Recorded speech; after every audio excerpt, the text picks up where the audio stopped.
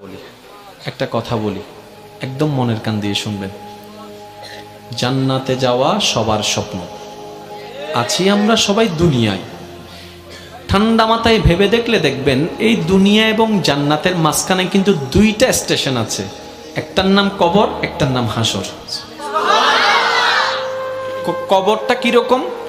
আমাদের দুশমনরা না, আপন জনেরাই কিন্তু খনন করবে, আপন জনেরাই কিন্তু লাশটা রাখবে, আবার আপন জনেরাই কিন্তু ওই দেহটার উপরে বাঁশ বিছিয়ে মাটি চাপা দিবে, চতুর্দিক থেকে অন্ধকার করে ফেলবে।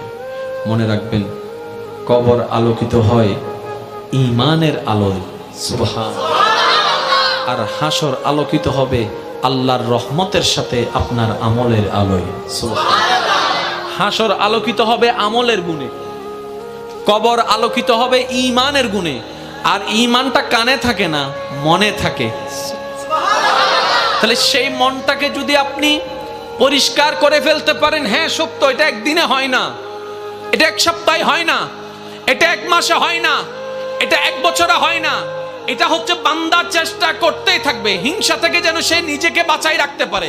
মন চাচ্ছে অন্যের বদনাম করতে, সে জিহ্বাকে কামড় দিয়ে রাখবে।